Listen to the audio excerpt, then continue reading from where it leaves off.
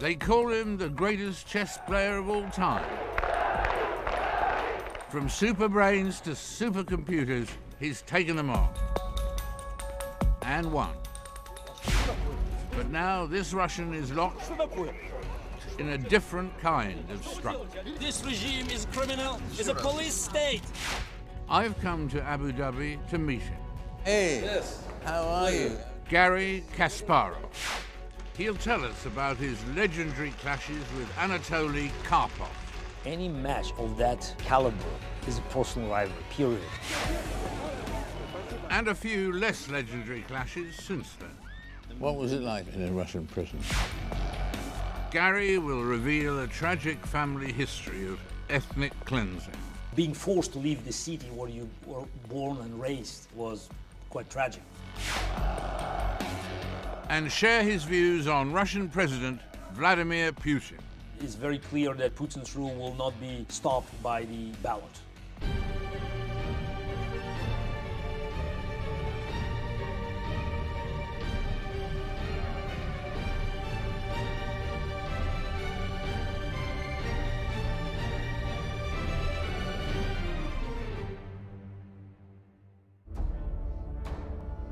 It's the ultimate battle of tactics, strategy, and wits. In the beginning, if you lost, you had a finger cut off or you were killed. A 1,500-year-old game of such mind-boggling complexity that men have gone insane playing it. Mathematically speaking, there are as many possible chess games as atoms in the visible universe. And from his birth in Azerbaijan in 1963, chess was the game for Garry Kasparov. How old were you when you first played chess? Probably before I turned 6, just watching my parents. According to the official legend that's told by my mother, and probably that was, true, I was watching them trying to solve the problem from a newspaper column. And I learned how to play without being told how to move the pieces.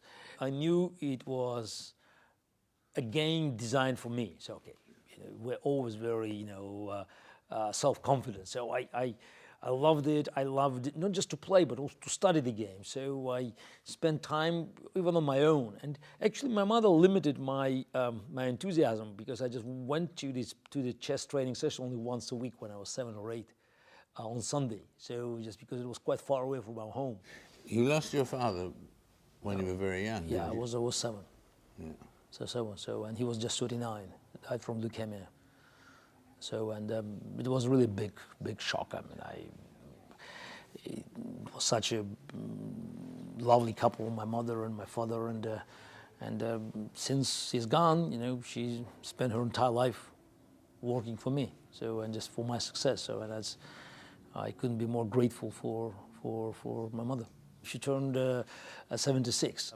She's still full of energy, and the energy is just concentrated on helping me in my numerous endeavors. That those endeavors revolved around chess was fortuitous. For a young player, there was no better place to be than the Soviet Union. Why was chess established by then as the national sport almost? No doubt Russia had quite strong chess traditions going back to the mid-19th century. Don't forget, Russia included Baltics at that time and Poland. And many great players actually came from that region. Yes, especially Jewish players, yes. But in general, there was a strong foundation. More than just a tradition, chess was actively promoted by the Soviet Union's revolutionary leaders. In a country obsessed with excellence, especially when it came to competing against the West, the game was a means of demonstrating not just sporting, but also intellectual superiority. The world champion in the Soviet Union was not just a champion or the champion of any given sport discipline. It was a public figure, seen by many as the sort of the role model. And there were very few options for kids to succeed. So that's why parents, if they wanted their kid to become special, chess was a natural choice for many parents to make. Garry astonished his tutors with his natural aptitude for the game, taking the all-Soviet junior chess title in 1976. He was just 13. When did you realize that you weren't going to be just a good chess player, but you were going to be special? Look, I would look for some, milestones in my career. So I think the first one is, if we go back, it was age 14, when I knew I would be a real contender for the World Championship title. So age 14 was a crucial point. I knew I was very good, even special before, but at 14, when I made my master norm, and it's not just playing better, but just you feel that you have so much energy and you can move on with your career. In 1980, Garry became world junior champion and an international Grandmaster. He was now 17. Looking back, perhaps knowing then or learning later, what was the most important quality, is the most important quality of being a chess Grandmaster? Now, you have to start with the talent. If you want to be a really, really special player, you have to start with the talent. And then it's also your ability to work, because I believe it's also talent. An ability to work hard is a special talent many talented people do not have. Funny that you say that. When I was interviewing Bobby Fischer during the 6 months he was in the public eye, it was about all he was after the... And Ed Edmondson of the Chess Federation in America and so on was saying, the great thing about Bobby, saying to Bobby there, the great thing about it is his will to win. That's why he says... And Bobby Fischer shook his head and said, I've played a lot of chess players who've got wonderful will to win, but they were no good. Exactly as you say, the talent first. Talent first, but also, it's about working, it's about excelling, it's about learning from your own mistakes, and actually being very open with yourself, even relentless, to recognize that you made a mistake. Because many great players, they try to sort of avoid digging up and finding out that they were not perfect. So these permanent challenge to find out what you did wrong and to improve. That's for me, it's a key of success, of going from being very good to very special. How important is instinct? I think that instinct, you may call intuition, it's a highly undervalued element of success. Intuition is something that you cannot actually touch. It's just gut feelings, and you feel it's the right things to do. You may be wrong, but treat intuition as a muscle. If you don't train your muscles, you cannot get stronger. If you don't trust your intuition, you will never, become a good decision maker. And in terms of when a game's in progress, how far ahead can you gaze into the future? 10, 12, even 15 moves for a top player is doable, but the natural range of the operation for a professional player, I may recall my own practice, would be 4 to 5 moves. Because, in most of the positions, I have one option, and then my opponent can have 3 other options, and then I have... So it's a geometrical progression. In 1984, Garry finally got his chance at the biggest prize of all, the World Championship. But to win it, he'd have to beat the greatest chess player of the time. Anatoly Karpov, son of a worker from the Urals, learns chess at the age of 4, master at 15, crowned world champion in 1975, national hero in the Soviet Union. Was there the most personal rivalry in that contest to most of them? Did you and Karpov really not get on, really? Look, any match of that caliber is a personal rivalry, period. Yes. And naturally, this kind of rivalry creates a lot of tension, and it added to the mutual frustration, and Yeah. I guess it was all more than natural. Karpov is very solid positional, quiet player, just looking for small gains, and it's quite unique style. So I'm totally the opposite. So as you may call it, fire versus ice. So the main characteristics, created this unique competitive field. And in fact, there was a sense in which people around the world sort of pictured Karpov as the regular communist and you as the sort of somehow voice of independent freedom or whatever. It became a bit political in that sense. Anatoly Karpov received enormous support from the state and became some sort of the savior of the pride, intellectual pride of the Soviet Union. He followed the rigid discipline of the party rules, while I was some sort of a rebel. So I believe that there are certain rules that I have to obey, but in the big picture, I didn't believe in following these rigid regulations. I was not shy of giving interviews to the Western press, again, at a time when it was quite questionable. Yes. I mean, not as dangerous as in Stalin's or Brezhnev's time, but it still, was not welcomed by Soviet authorities. 1984's championship was a brutal confrontation. Both players locked in a struggle of unbelievable complexity. The winner, the first to 6 victories. 30 years later, Garry still recalls every game. This is not a game starting, but this is a game after 20 moves or something. Yeah, actually, it's in our matches with Karpov, that was almost a starting position, because we had a theoretical duel. So that's one. Actually, Karpov played black, always this position. I played white. We spent time with our teams, preparing and just trying to exhaust all the options. And it for a long time, was a very important theoretical position. Actually, I think the modern evaluation tells that black is fine, but I succeeded in actually winning quite a few important games against Karpov. Actually, I never lost this position with white pieces. For 5 months now, Anatoly Karpov and Garry Kasparov have been locked in mortal intellectual combat for the title of world chess champion. The psychological pressure is said to be appalling. The score was 5-3 when the International Chess Federation intervened and called a halt. Karpov had apparently cracked. There were reports of a nervous breakdown. The president of the Chess Federation said that the match should be stopped because it was damaging to your health. Not just your health, his health as well. Okay, but that's it was nonsense. damaging. You think that's nonsense, yeah? From my perspective, it was absolute nonsense, And amazingly, Karpov, who was technically leading at that point, 5-3, he obeyed.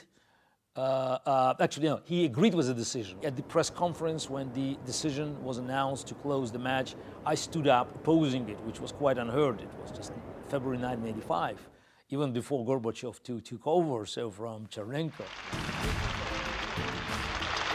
In late 1985, there was a rematch. This time, there was no escape for Karpov. Garry Kasparov had finally arrived. For 21 years, Garry would remain the greatest chess player in the world. The longest ever period of any player ever. Some people would say, well, what do you do next? You've done that. It's up to us what we want to do with our success. Because, eventually, if we are successful, we just have to make a conscious decision what's next. And for me, there was always a next station because it was not enough for me just to win. I always wanted to make the difference. Garry set about making that difference, launching an offensive against chess's ruling federation, FIDE, for what he regarded as the travesty of the previous year's World Championship. They don't want to lose the power. Power means money, money means influence. I am defending the chess against this international chess mafia. We saw not just inconsistencies in FIDE politics, but also its inability to capture the attention of the corporate sponsor. I was probably trying to impose very dramatic set of actions, the way I play chess, instead of trying to come up with the comprehensive long-term planning. Eventually, Garry and British player Nigel Short formed their own breakaway chess federation, the Professional Chess Association. Business is business, and on this question, we're totally together. For over a decade, FIDE and the new organization fought. The ultimate loser? The game of chess itself. Now I think, it was probably, too much for me to carry on, because, just to become the best in the world by age 22, it's just puts enormous psychological pressure. The pressure mounted. Garry was the reigning champion, but Anatoly Karpov just wouldn't lay down and die. We started in 84, we played 84, 85, endless match, unlimited match. Then we played 85, rematch, 86, another rematch, 87, another match, and then in 1990. So 5 matches, and just, the finishing Karpov off as my, nemesis, a historic opponent. So I think it was a certain moment when I just realized it was the end of the certain part of my life. As one part ended, another began. Mr. Gorbachev, tear down this wall. By the time Garry finally finished off the Communist Party's favorite player, it wasn't only Karpov who was in trouble. An era of great change. Change for the good, would you say? Yes, absolutely. And when Reagan said his historic phrase, tear down this wall, in 1987, very few people could believe they would see it with their own eyes. So actually I was one of them, and I sensed that the Soviet system wouldn't survive in its rigid form. And 89, the collapse of Berlin Wall, I believe it was just, it was not just liberation of the Eastern Europe. I think it was just, the end of this utopia, very dangerous utopia that threatened the entire world. But the new world brought instability as the republics of the Soviet Union began to fragment. The results were to affect Garry profoundly. One of the first was Azerbaijan and his hometown, Baku. If you look at the map of the old Soviet Union, there were many places where clashes, ethnic clashes, they changed the political landscape. And Baku was one of the most tragic because of the numbers, and also, personally for me, I grew up there. I'm half Armenian, half Jewish, and there's many Armenian relatives. In January 1990, ethnic and religious tensions, long held in check by central authority in Moscow, erupted onto the streets. A crowd of some 50,000 people who were leaving from a demonstration at the Lenin Square committed pogroms, destruction, arson, violence, and murders. The country's majority Azeri population formed lynch mobs and hunted down their Armenian former compatriots. Мужчин топтали вот ногами, сапогами на горло давили сапогами. After 8 days of appalling violence, Soviet authorities intervened. But instead of stopping the killing, their arrival only accelerated the process. These ethnic clashes and pogroms sort of offered an excuse for central authorities from Moscow to use military force and to establish some sort of the KGB military rule in these hotspots.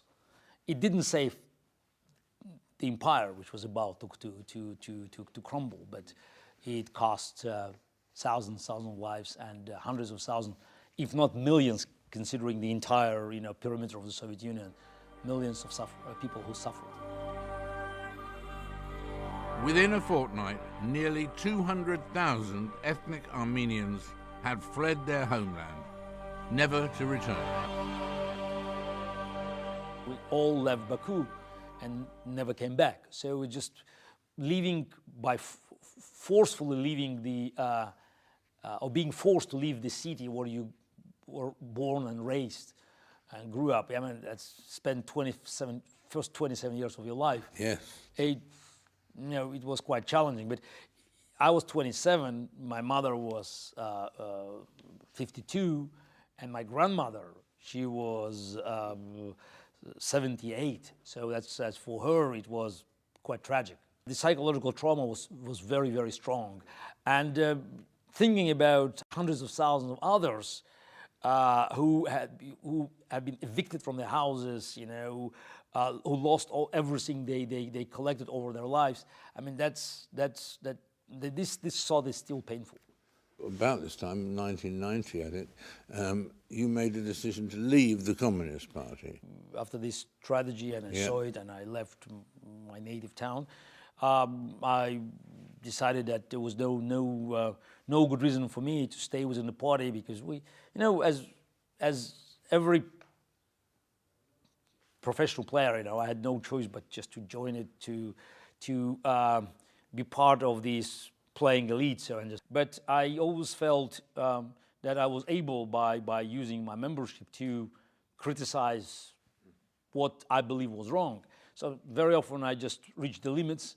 Sometimes maybe I overreached my limits, but the world title helped me to actually stay afloat. But after Baku, I just sensed it was totally useless, and I lost any hopes that within the Communist Party there could be any positive change. And January 1990, more than 18 months before the August coup and the collapse of the Communist Party, I quit. Did you feel that you could really take from that position at the beginning of 1990 and really have a dynamic political effect? When I left Baku, I was just about to turn 27, so just quite young by any standards. But on the other hand, I was already world champion for almost 5 years. And I believe that by doing nothing, by pretending that this battle, this fight didn't touch me, I would do disservice for the citizens of my country. Not that I expected myself to just create a coup by standing and just making a statement, but for me, from 1990 to nowadays, being part of this fight for human rights and for political decency in the Soviet Union, now in Russia, it's like a moral duty. What happened next was to test Garry's moral duty to its limit. We'll discover how in part 2, when we'll also learn his thoughts on computer chess. Deep Blue was, once I called it a $10 million alarm clock. Russian politics today. I don't think anybody could predict the return of the KGB to power. And Moscow's most infamous punk rockers. I always said that if they danced naked, but singing, God Save Putin, they would be probably awarded.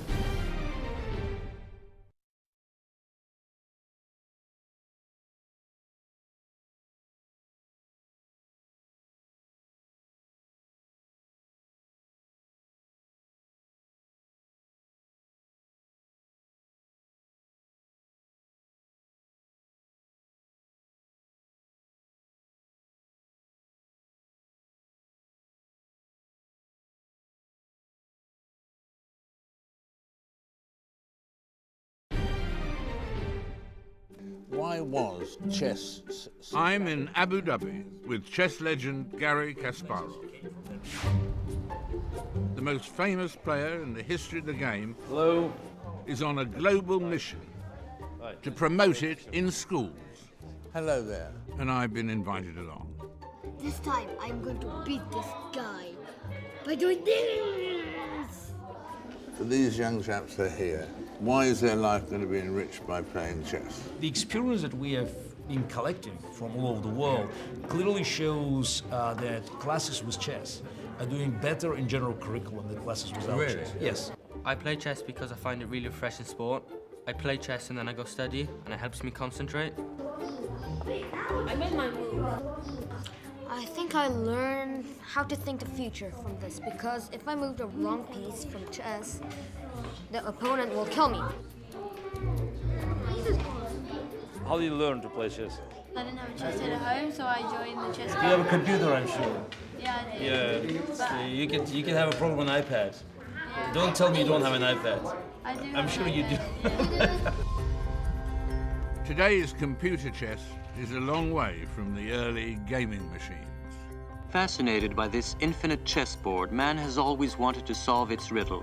The great automaton of the 18th century gave the illusion that he had succeeded, but it was only an illusion. There was always a brilliant midget hidden in the machine. In the 1980s, the race was on to design a computer powerful enough to mimic a human being, a machine that could actually think. Was it even remotely possible?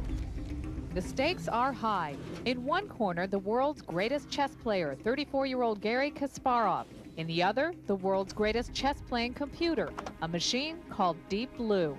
According to this documentary, 1996's man versus machine competition did not go as planned for Garry.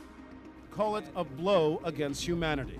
After 6 games over 9 days, Deep Blue, the IBM computer, beat Garry Kasparov, considered to be the best chess player in the history of the game. And whoa! Deep Blue, Kasparov! And allegations were raised that computer giant IBM did not play fair. I still believe that yesterday game will be started by all computer specialists because I think something truly unbelievable happened. Was that a memorable experience? I mean, you had a pretty good batting average against the computer, didn't you? It's just people just tend to forget that it was a rematch. Actually, it's sad, which means I won the first one. Yes. Yeah. Well said. Well said. It's irony is that in the public mind, sort of closed the chapter of man versus machine, and many people thought it was the beginning of the triumph of artificial intelligence. Deep Blue was, once I called it a $10 million alarm clock. So it was just calculating, which again was enough to play at the highest level, but it was not a step towards artificial intelligence because it was based exclusively on the brute force of calculation. Actually, if somebody is interested, it's a position where I resigned. It's quite amazing that both myself and machine actually missed that black had a very unusual way of saving the game. So, really? So neither you nor the computer. Yeah, I just it's amazing because I thought it was it, and because it's interesting. I just trusted the machine. I also broke one of the important rules. It's never late to resign. Yes, absolutely. And then soon you come face to face with Viktor Kramnik. Was that different to the other exchanges, or was it? Well, it's different to playing a computer, obviously. No, Vladimir Kramnik was 12 years younger than I was. And irony is that, at one point he was my student in our joint school with Mikhail Botvinnik, but later, he also worked with me at my match with Vichy Anand in 1995. This has been a very different World Chess Championship. As ever, the players were Russian, but they played in London, were visible live only on the internet, and the commentary was in French. Most dramatically of all, the great Garry Kasparov lost both his cool and his title. In game 13, needing desperately to win, he suddenly offered a draw. Was he an outstanding opponent? I was 37, I was still playing pretty good chess, but in this match, he was superior in the way he prepared. So I have to admit that I was probably too complacent? Complacent is the wrong word, probably. I'm just confident? Maybe overconfident, but actually it's I believed in my own invincibility. Question for Garry Kasparov. What is wrong with you? The match was actually quite helpful because it sort of shook off my brains. But I lost the title, which again probably had to happen one day.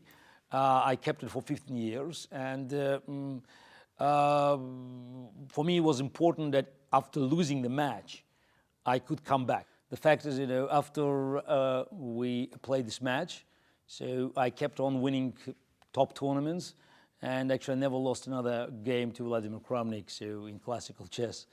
I kept my #1 rating for 5 more years. So I learned that, you know, it's never late to learn. So that's why, you know, it's even at age 37, you can learn from younger generation. And that was a very important lesson, not only for the remaining 5 years of my chess career, but also for future years. Because, you know, I just recognize that, I mean, flexibility is a fundamental quality for success. In Garry's 20-year chess career, success was never in short supply. But nothing lasts forever. I made a conscious decision that Linares 2005 will be my last professional event. And today I played my last professional game. Is there a maximum age, or can you be a chess champion if you want to be at 65?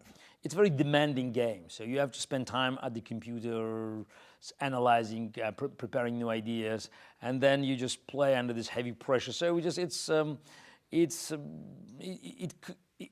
sucks a lot of energy out of you. So, and players in their 20s or early 30s, they definitely have a physical advantage over older competitors. I probably would be able to play a few more years, but I made the decision to retire, and it was not just overnight, you know, at the end of the tournament in Spain, in the city of Linares, but just beforehand, I thought I already made enough difference in the game of chess. So just making difference was important, and I just recognized that maybe it's time just to move on. So just to start changing my life before it's too late. So you can't stay in chess indefinitely because everybody needs challenges. So, and I thought about other challenges.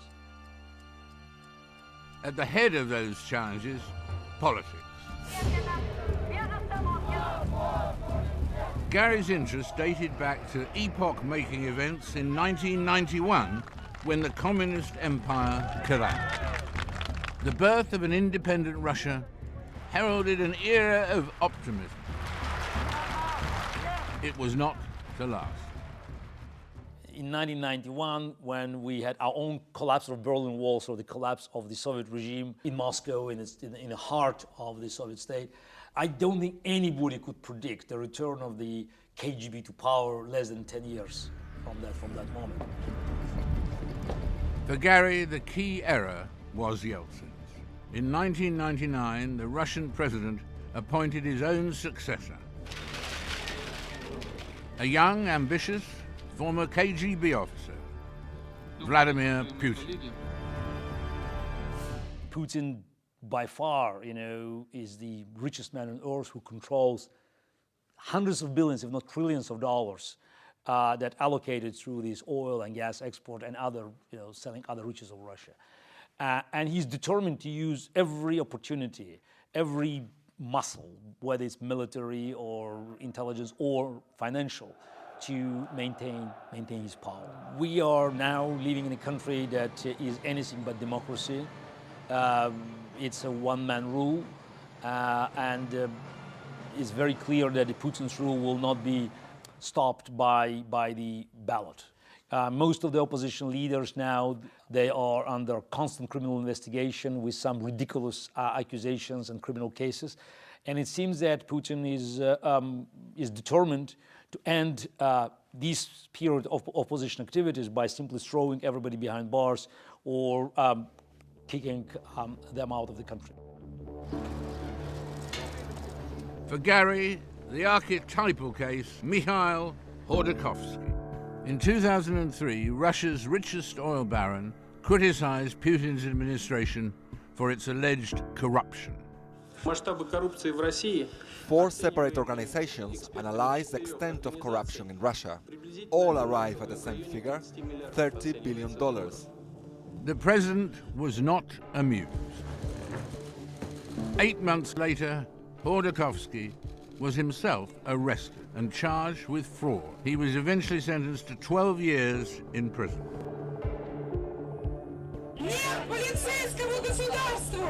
In response to what they saw as Putin's heavy-handed methods, Russian activists took to the streets to protest. Garry joined them. This regime is criminal, is a police state. They arrest people everywhere because they're scared stiff. And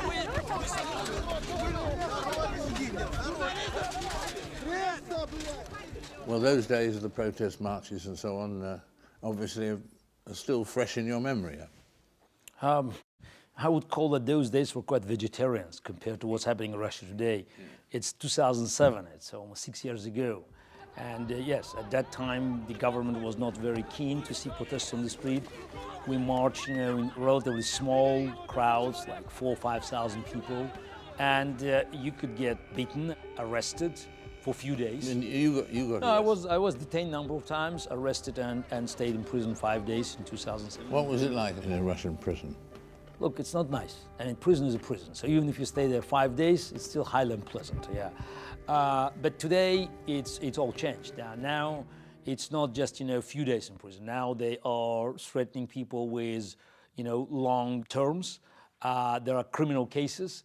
There's actually one huge criminal case is unfolding in Russia now, so-called the riots on May 6th, where every piece of video footage shows you that the police provoked and attacked an unarmed crowd of tens of thousands of people.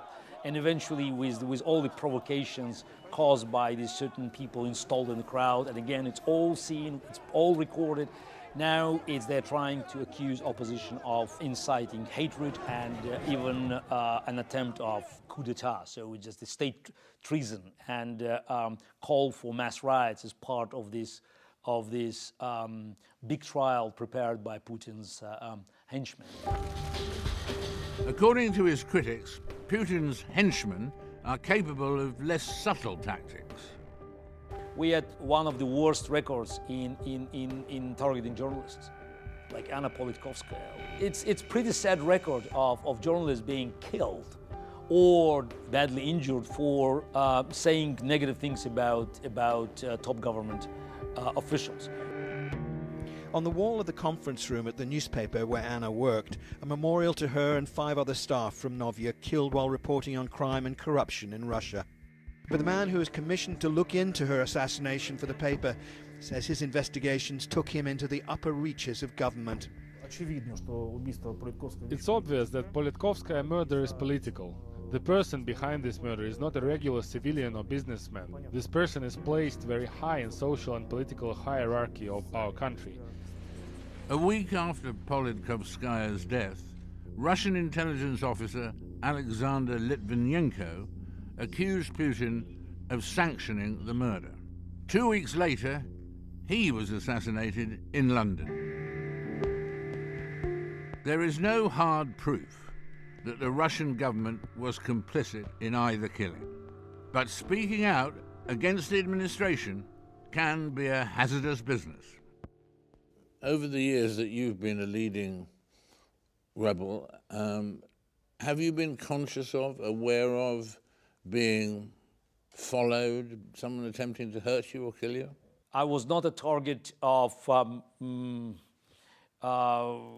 something that dramatic, but for 8 years I've been hiring bodyguards while I'm in Russia. I feel very comfortable by being anywhere, but in my country, I feel that there was a need, and there's still a need, to be protected against the unprovoked attacks by unknown hooligans, which caused so much damage for many of prominent Russians who oppose the regime. As for being tagged or followed, it's 24/7. So you live in Russia, they're not even hiding. Many of our telephone conversations have been published. Everybody knows it's released by Russian security. Any given moment you're in Russia, you should understand that you are under constant watch of the big brother. So it's like the rules of the game. So you play this game, that's you can't escape that. Because here's a former KGB general, Oleg Kalugin, who's alleged to have said about you, I wouldn't be surprised to hear about something terrible happening to him. Look, it's very hard to be impassioned talking about such predictions. But yes. Again, while you are in Putin's Russia, you can expect anything. But in the last year, things changed actually for worse, because they go after you with the whole power of the Russian state. So that's the prosecution, investigators, and they don't care about even excuses now. They find anything that they can invent, and you're already part of the criminal investigation. Talking of criminal investigations, here is Russian punk band Pussy Riot with their latest single, Mother of God, Drive Putin Away.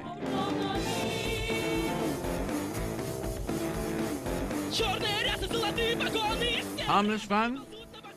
Well, Russian prosecutors didn't think so. In 2012, 3 band members of Pussy Riot were arrested and charged with hooliganism. 2 are still serving prison sentences. Pussy Riot, is that another typical example of the way things are going now?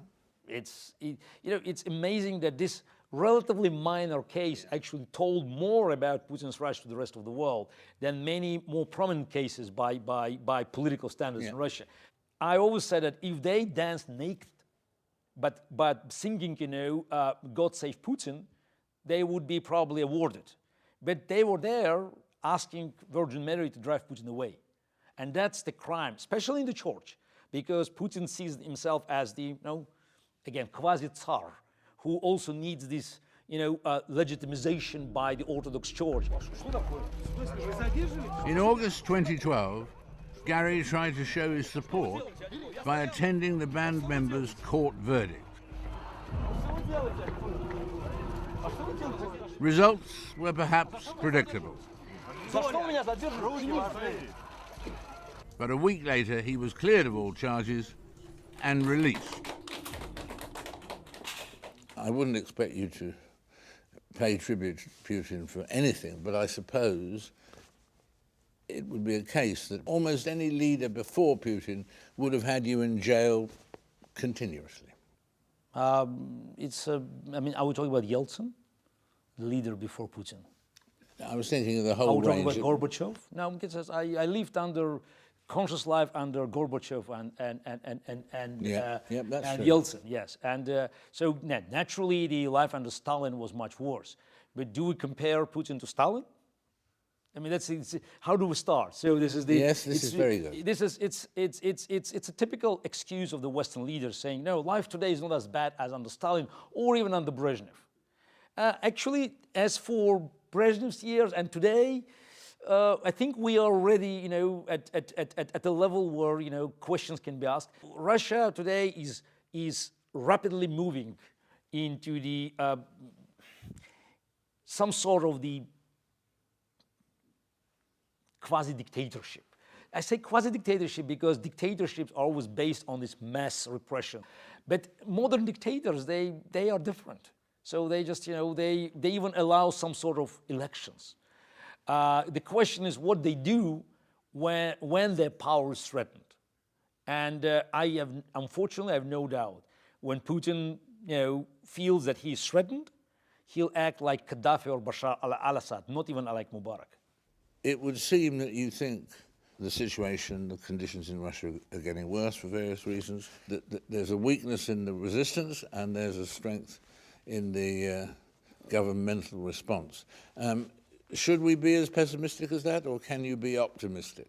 I think Russian people are quite angry now. You could see a lot of anger, even in the small towns and the countryside, against the officials. But this anger and this growing feeling of desperation is still countered by the genetic fear of change.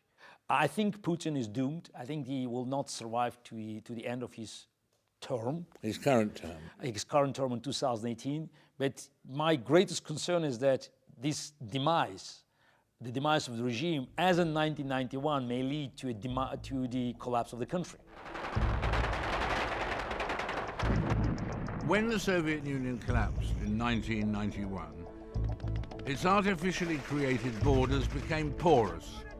They fragmented. The result in a number of former republics was war. Many of these conflicts, such as the one in Chechnya, linger on to this day. The difference is that in 1991 there were still certain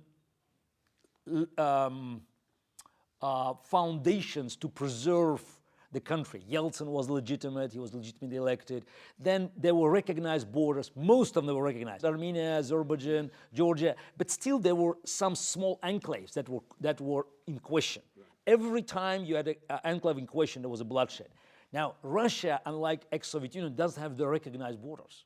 So that's why you don't know where Chechnya ends and what will happen, you know, with the North Caucasus or with the Far East that is being quite openly challenged or claimed by Chinese. So I have a great concern about the future of Russia as a state, because the regime lost any contact with the population, and it still survives because of the enormous amount of money allocated through the high energy prices and of its manipulating propaganda that incited the worst hatred between different groups of Russian society. Throughout his career, Garry has made a point of taking on bigger, stronger adversaries. World champions, chess's organizing federation, supercomputers. Now, at last, he may have finally met his match. Unlike chess, I never consider this as part of winning or losing. This is not a game. I have to do it because I have to do it, but it's more like, you know, sending a message to others. Look, you know, it's just, I also take the risk, and, you know, it's a duty of every conscious citizen to protect civil liberties. With the triumphant record you possess, when you look back, what do you see as a mistake? I made tons of mistakes in my life. You know, if I look backward, I'm sure, you know, I can point out at certain moments in my life, saying I would do this different and this different. But at the end of the day, you know, I always follow the same algorithm, trying to make the difference, whether it's at the chessboard or in the surroundings of the chessboard or in my, you know, ordinary life. Garry, thank you very much for the whole of this conversation. We really appreciate it. 2 months after this interview, Garry Kasparov announced that he will not be returning to Russia for reasons of personal safety.